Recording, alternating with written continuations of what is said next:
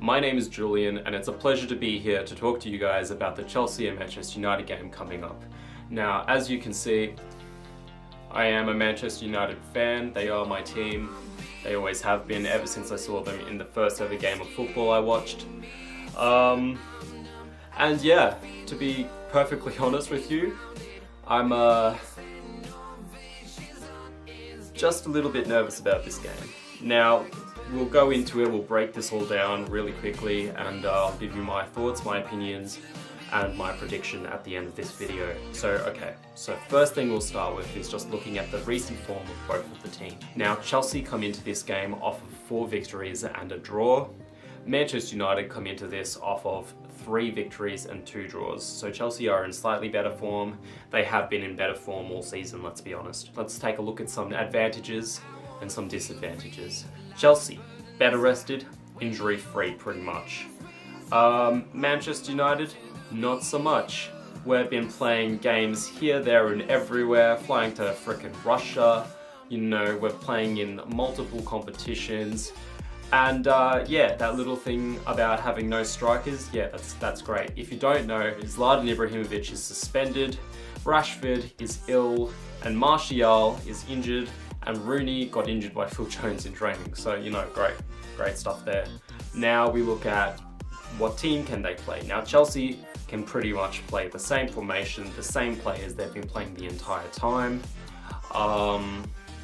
You know, if I was to suggest proper formation or predict the formation per se, not suggest, then here is my formation that I would pick if I was Chelsea going up against Manchester United. You know, I wouldn't make a lot of changes, keep things pretty similar. I think Chelsea have every right to be very confident going into this game. Now, Manchester United, who knows what formation they're going to play. I think Mourinho has been, you know, going and trying to figure it out all season. I feel like he did settle on a really good combination in Herrera, Carrick and Pogba. However, obviously Carrick is almost 100 freaking years old now. He can't play every single game. Now, he'll probably play in this game, I think, but with no strikers that are recognised really. We're either looking at playing Mkhitaryan through the middle, we're looking at playing Fellaini through the middle, which Lord help us if that happens. The only thing I have to say there is that a disadvantage for Chelsea is that you guys have been a little bit, just a little bit, you know, uneasy when it comes to crosses sometimes this year. That's where you've been conceding a lot of your goals. But Manchester United are always capable of a leaky defence this year. You know, we went through the really good patch with Jones and Rojo, but since Jones has come back, he's just been very error prone, and he really needs to return back to that good form and stop getting injured. Stop going in 300 miles an hour on everything you don't need to go in 300 miles an hour for. There's a time, there's a place. Yeah, anyway, that's my little Jones rant. Mourinho, he tested out this new formation against Rostov with 3 at the back and 2 wing backs, or 5 at the back per se, if you like it like that, with 3 people in the midfield.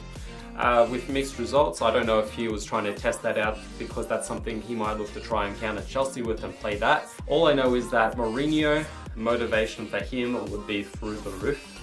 And he definitely, regardless of their situation, doesn't want to lose this game. Now, other things that personally I think Manchester United have to worry about is, will Pogba perform? He's been underperforming in my opinion a lot this year. He's had good games, don't get me wrong. He's obviously a very skillful player, he's obviously a very strong player.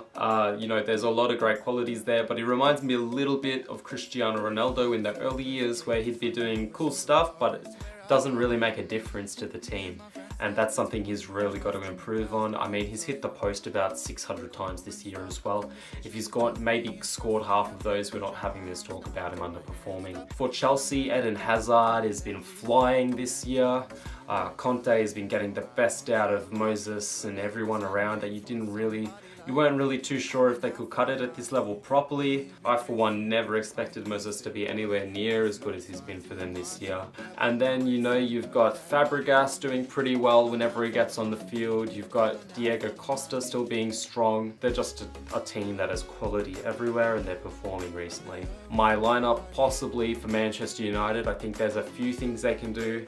If they're gonna go for a 5-3-2 or something like that, maybe with Fellaini and Mkhitaryan up front, who knows, maybe they'll play Young and Lingard on the wings in a different formation, or maybe possibly his wing backs as well, with Valencia on the right hand side getting up and down that flank. I'm not too sure, you know, Manchester United have a big, deep squad. We can play in a number of different ways, but yeah, it'll be a very close, very, very scary game for us.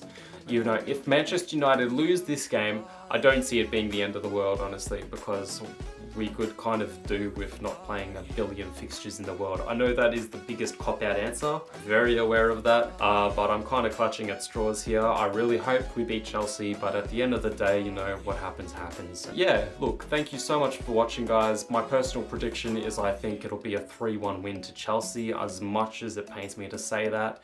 Let me know your predictions, and yeah, enjoy the game, guys, and I'll chat to you later on the Football News Show. Cheers, bye.